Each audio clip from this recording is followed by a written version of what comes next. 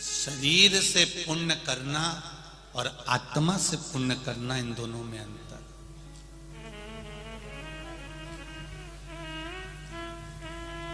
शरीर से भला करना और आत्मा से भला करना, इसमें अंतर है। शरीर से सत्कर्म करना और आत्मा से सत्कर्म करना, इसमें अंतर है। जरा ध्यान देना।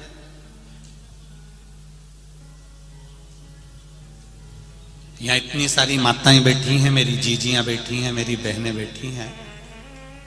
कई कई अपने देवर के लड़के की शादी करती है, कई अपनी जेठानी की लड़की की शादी करती है, कोई कोई अपने परिवार में रिश्तेदारों में शादी में जाती है। काम तो करती है, संभालती भी है, पर अंदर से भीतर से कुड़ती भी रहती है। कभी कभी ऐसा भी होता है। हाँ, शादी भले कर रही हूं मैं, काम भले कर रही हूं, पर इसकी मां ने मेरे साथ जो जो करा मैं कभी जिंदगी में नहीं भूल सकता। अब शरीर से काम कर रही है, फैलारा उठा रही है, सेवा कर रही है, पर अंदर से कुड़ भी रही है।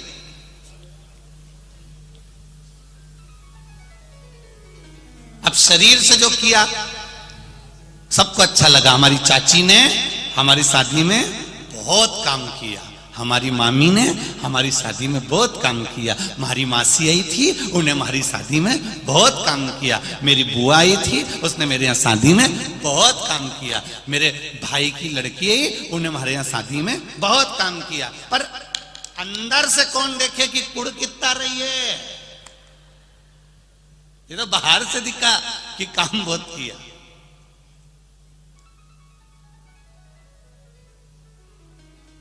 भीतर से कौन ने देखा? शिव महापुराण की कथा कर रही है, भले शरीर से आप काम करो ना करो, पर शिव पुराण कर रही है आत्मा से हमेशा सबका भला करते हुए चलो, क्योंकि आत्मा वहां तक जाएगी। शरीर जाएगा क्या वहां तक? अरे बोलो री मालेगांव वाली जी, शरीर जाएगा? नहीं जाएगा। जाएगा क्या? वही आत्मा, वही जीव, वही चित्त, वही वृत्ति, वही छोटा सा जीव जाएगा, वो आत्मा जाएगी।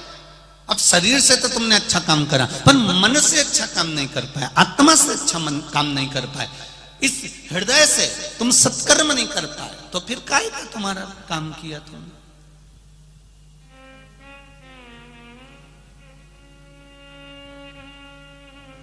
जितना बन सके इस चित्त से, इस मन से, इस आत्मा से श्रेष्ठ कर्म करने का प्रयास करो।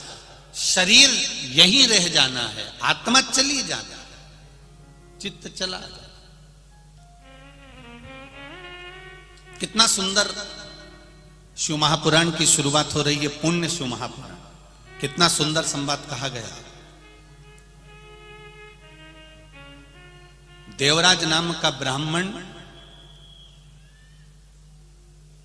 जो ब्राह्मण होकर गलत कर्म में लगा हुआ था,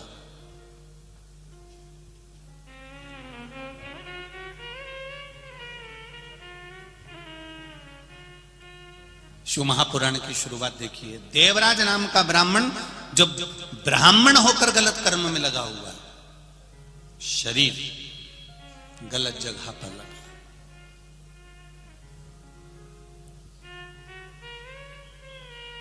और इस देवराज नाम के ब्राह्मण की मां थी, माता, जो रोज मंदिर जाती है, शिव जी को एक लोटा जल चढ़ाती है, हृदय से भगवान शंकर का गुणगान करती है। उसको कोई मतलब नहीं संसार के लोगों से, उसको तो केवल भजन से मतलब है, कोई मतलब।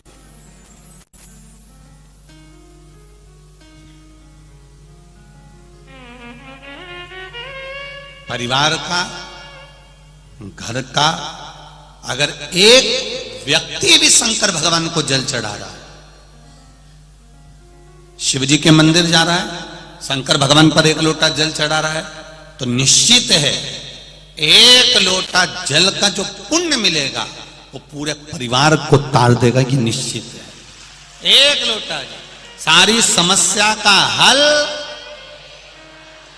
जरा जम के बोलो जरा अच्छा, सारी समस्या का हल।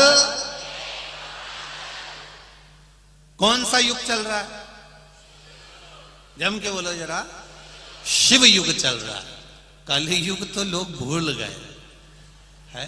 रोज पहले सुबह से उठते थे और घर में लड़ाई झगड़ा क्लेश, ना जाने कोई नल में बाल्टी लगाए तो लड़ने बैठ जाए, पानी भरने जाए तो लड़ने बैठ जाए, थोड़ी झाड़ू निकाल के कचरा इधर कर दे तो लड़ ले, कोई साइकिल रखी है गिर गई तो लड़ ले, नींबू गिरा दिया कोई सब्जी वाले ने तो झगड़ा कर ले। तो कितना झगड़ा होता था। अब जब से शंकर भगवान की कथा सुनना चालू करी है, बोलो रे मालेगांव वाले, ईमानदारी से बोलना, गांव गांव से आए हो, किसी गांव में तुमने झगड़ा करते हुए देखा है किसी माताओं को आपस में? नहीं, क्योंकि शिव भक्ति का इतना बल हो गया कि माताएं तो माताएं, पुरुष युवान बच्चे छोटे छोटे बच्चे भगवान शंकर की भक्ति में ऐसे डूब गए कि एक लोटा जल लेकर मंदिर में जाते हैं, शिव जी को चढ़ाते हैं। मंदिर अगर पानी लेकर नहीं गए तो झाड़ू लगा देते हैं, सफाई कर देते हैं, पूरा मंदिर क्लीन कर कर बेलपत्री से फूल से भगवान शंकर का श्रृंगार कर देते हैं। इसको कहते हैं शिव युग। समाप्त हुआ कलयुग, वो शिव युग उनके हृदय में समाहित हो।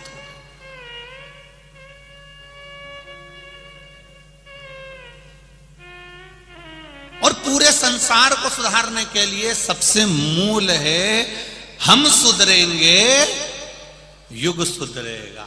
हम अपने आप को संवार रहे हैं, हम अपने आप को सुधार रहे हैं। और जिस दिन हम सुधर गए उस दिन पूरा परिवार, घर, मोहल्ला, कॉलोनी, कुटुंब और हमारा नगर, हमारा क्षेत्र अपने आप सुधर जाएगा। एक व्यक्ति के सुधरने से सुधर,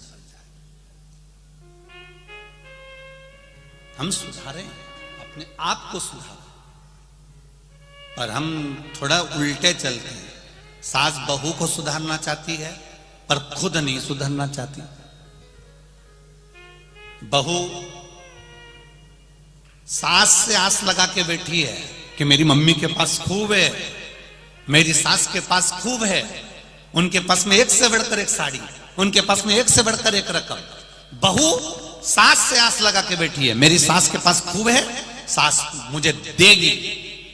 पर मेरा बहुओं से निवेदन है, तुमने कभी सास को कुछ दिया? जब तुमने कुछ नहीं दिया तो फिर आस काय को लगा के बैठी है कि वो देगी? अगर तुम मायके जाती और मायके से अपने पति के कपड़े लेके आई, अपने बच्चों के कपड़े लेके आई, अपनी छोरी का कपड़ा लेके आई, अपने कमरे को सजाने का सामान लेके आई, गई थी बैग भर के सामान लेके आई। जब यहां से गई थी तो एक बैग था, आई तो 4 बैग लाई।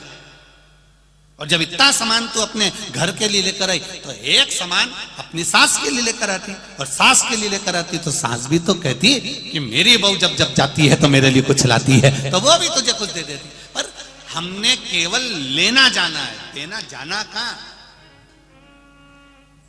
और आस लगा के बैठी है, दिवाली पे मेरी सास से मैं कहूंगी मेरे को हार दे दो, दिवाली पे मेरी सास से कहूंगी मुझे पाटली दिला दो। सास भी सोच के बैठी है, आ तो जरा, आ तू एक बार आ जा बस।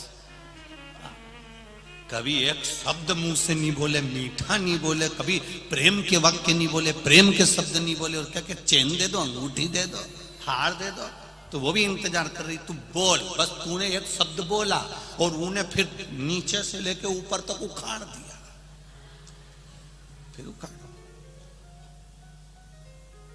फिर कहने वाली ने तुरंत कह दिया किसी के पिताजी रख के नहीं गए थे। उसने फिर बोलना चालू करा। तो क्यों, किस लिए? हमने क्या दिया है, हमने क्या प्रदान किया, हम क्या दे रहे हैं, हम क्या प्रदान कर रहे हैं? हम लेने की आशा रख रहे हैं पर देने की आशा। शिव पुराण कहती है हम भगवान शंकर को एक लोटा जल जब घर से ले जाते हैं पानी भरकर, शंकर भगवान को जब चढ़ाते हैं, वो जल का पात्र, वो लोटा खाली नहीं आता। तुमने जो शंकर भगवान के चरणारविंद का जो चरणामृत लिया है, जल लिया है, चरणोदक लिया है, वो उस लोटे में, उस कलश में डाल लिया, उसको लेकर आ रही हो। वो कलश खाली नहीं है, वो ना जाने कितने कुबेर के खजाने से भरा हुआ कलश है। वो खाली नहीं है, उसको भरा हुआ।